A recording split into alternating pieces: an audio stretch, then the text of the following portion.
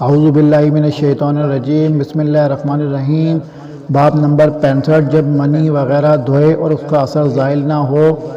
حدیث نمبر 231، عمر بن میمون سے روایت ہے کہ میں نے حضرت سلیمان بن یسار سے منی آلود کپڑے کے متعلق سوال کیا تو انہوں نے کہا، حضرت عائشہ رضی اللہ عنہا نے فرمایا، میں رسول اللہ صلی اللہ علیہ وسلم کے کپڑے سے منی دھو ڈالتی تھی، پھر آپ نماز کے تشریف لے جاتے جبکہ دھونے کا نشان یعنی پانی کے دھبے کپڑے پر باقی رہ جاتے۔ حدیث نمبر 232، حضرت عائشہ رضی اللہ عنہا سے روایت ہے کہ وہ منی کو نبی صلی اللہ علیہ وسلم کے کپڑے سے دھوتی تھیں۔ حضرت عائشہ رضی اللہ عنہا نے کہا، پھر میں اس دھونے کا ایک دھبا یا کئی دھبے آپ کے کپڑوں پر دیکھتی تھی۔ باب نمبر 66، اونٹ، بکریوں اور دیگر چوپایوں کے پیشاب نیز بکریوں کے باڑے کا حکم۔ حضرت ابو موسیٰ اشعری رضی اللہ عنہ نے دارالبرید اور سرکین میں نماز ادا کی جبکہ جنگل یعنی میدانی علاقہ ان کے پہلو میں تھا، اور انہوں نے فرمایا، یہاں اور وہاں دونوں برابر ہیں۔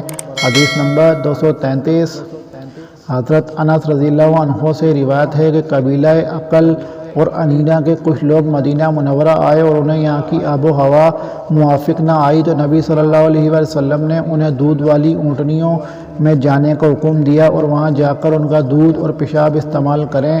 چنانچہ وہ لوگ چلے گئے اور جب وہ صحت مند ہو گئے تو انہوں نے نبی صلی اللہ علیہ وسلم کے چرواہے کو قتل کر ڈالا اور جانور ہانک کر لے گئے۔ صبح کے وقت رسول اللہ صلی اللہ علیہ وسلم کو جب یہ خبر پہنچی تو آپ نے ان کے تعاقب میں چند آدمی روانہ کیے، چنانچہ سورج بلند ہوتے ہی ان سب کو گرفتار کر لیا گیا۔ پھر آپ کے حکم سے ان کے ہاتھ پاؤں کاٹے گئے اور ان کی آنکھوں میں گرم سلائیاں پھیری گئیں۔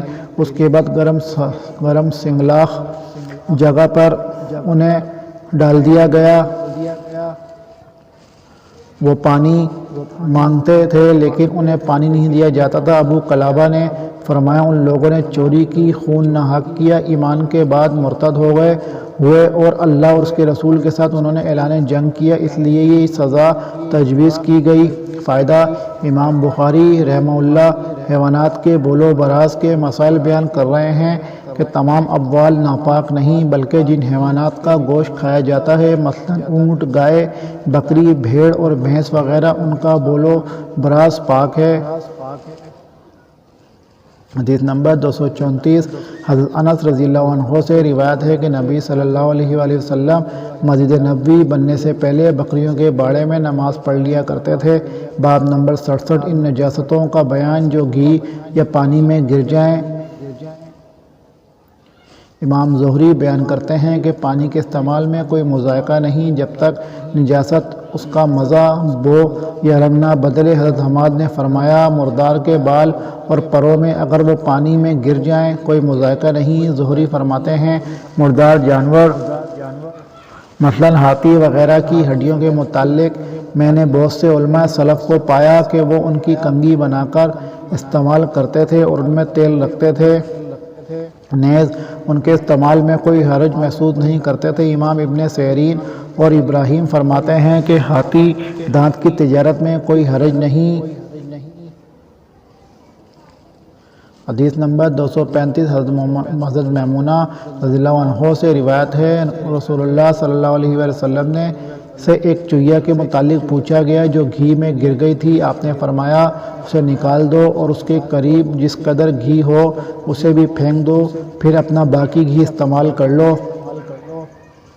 حدیث نمبر 236، حضرت میمونہ رضی اللہ عنہا ہی سے روایت ہے، نبی صلی اللہ علیہ وآلہ وسلم سے سوال ہوا کہ چوہا اگر گھی میں گر پڑے تو کیا کریں؟ آپ نے فرمایا، چوہے کو اور اس کے آس پاس کے گھی کو پھینک دو۔ حضرت مان کہتے ہیں، امام مالک نے ہمیں کئی مرتبہ یہ حدیث بیان کی اور وہ یوں کہتے تھے، ان ابن عباس ان میمونہ رضی اللہ عنہا۔ حدیث نمبر 237، حضرت ابو ہریرہ رضی اللہ عنہ سے روایت ہے کہ وہ نبی صلی اللہ علیہ وآلہ وسلم سے بیان کرتے ہیں، آپ نے فرمایا، اللہ کی راہ میں مسلمان کو جو زخم لگتا ہے قیامت کے دن وہ اپنی اصلی حالت میں ہوگا جیسے زخم لگتے وقت تھا، خون بہہ رہا ہوگا، اس کا رنگ تو خون جیسا ہوگا مگر خوشبو کستوری کی ہوگی۔ فائدہ اس حدیث کی عنوان کے مطابقت کی بابت حافظ ابن حجر رحمہ اللہ لکھتے ہیں کہ امام بخاری کا مقصد اپنے موقف کی تائید کرنا ہے کہ پانی محض نجاست کے مل جانے سے نجس نہیں ہوتا جب تک اس میں تغیر نہ آ جائے۔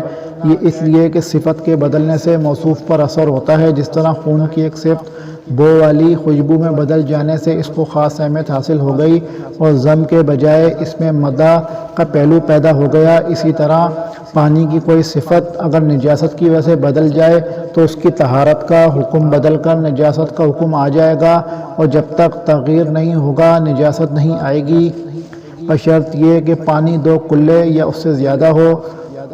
کلتین سے مراد 5 حجازی مشقیں ہیں جو 5 سورتل کے قریب ہیں۔ موجودہ اشاری وزن 197 کلو گرام ہے۔ باب نمبر 68 کھڑے پانی میں پیشاب کرنا۔ حدیث نمبر 238 حضرت ابو ہریرہ رضی اللہ عنہ سے روایت ہے، انہوں نے رسول اللہ صلی اللہ علیہ وآلہ وسلم کو یہ فرماتے سنا ہے، ہم دنیا میں آخر میں جانے والے ہیں لیکن قیامت کو سبقت کر جانے والے ہیں۔ حدیث نمبر 239 اور اسی سند کے ساتھ مروی ہے کہ آپ نے یہ بھی فرمایا، تم میں سے کوئی شخص ایسے رکے پانی میں پیشاب نہ کرے جو چلتا نہیں، پھر اس میں غسل بھی کرے۔ باب نمبر 69 جب نمازی کی پشت پر گندگی یا مردار ڈال دیا جائے تو اس کی نماز خراب نہیں ہوگی۔ حضرت ابن عمر رضی اللہ عنہ اگر نماز پڑھتے ہوئے اپنے کپڑے پر خون دیکھتے تو نماز جاری رکھتے اور کپڑا اتار دیتے۔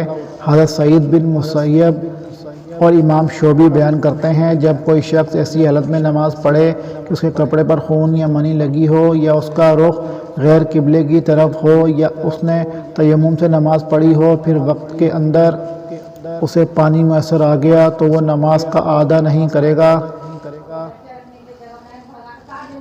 حدیث نمبر 240 حضرت عبداللہ بن مسعود رضی اللہ عنہ سے روایت ہے، رسول اللہ صلی اللہ علیہ وآلہ وسلم ایک دفعہ کعبے کے پاس نماز پڑھ رہے تھے۔ ابو جہل اور اس کے ساتھی وہاں بیٹھے ہوئے تھے۔ وہ آپس میں کہنے لگے، تم میں سے کون جاتا ہے کہ فلاں قبیلے کی اونٹنی کی بچہ دانی لے آئے جسے وہ سجدے کی حالت میں محمد صلی اللہ علیہ وآلہ وسلم کی پشت پر رکھ دے۔ چنانچہ ان میں سے ایک سب سے زیادہ بدبخت اٹھا اور اسے اٹھا لایا، پھر دیکھتا رہا۔ جب نبی صلی اللہ علیہ وآلہ وسلم سجدے میں گئے تو اس نے اسے آپ کے دونوں شانوں کے درمیان پشت پر رکھ دیا۔ میں یہ سب کچھ دیکھ تو رہا تھا لیکن کچھ نہ کر سکتا تھا، کاش کہ مجھے تحفظ حاصل ہوتا۔ پھر وہ ہنستے ہنستے ایک دوسرے پر گرنے لگے۔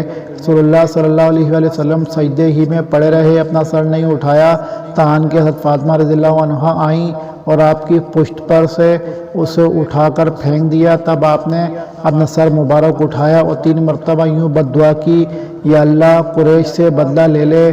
رسول اللہ صلی اللہ علیہ وآلہ وسلم کا یوں بد دعا کرنا ان پر بڑا گراں گزرا، کیونکہ وہ جانتے تھے کہ شعر میں دعا قبول ہوتی ہے۔ پھر آپ نے نام فرمایا، یا اللہ ابو جہل سے انتقام لے، عتبہ بن ربیعہ، شیبہ بن ربیعہ، ولید بن عتبہ، امیہ بن خلف اور عقبہ بن ابی معیط کی ہلاکت کو اپنے اوپر لازم کر۔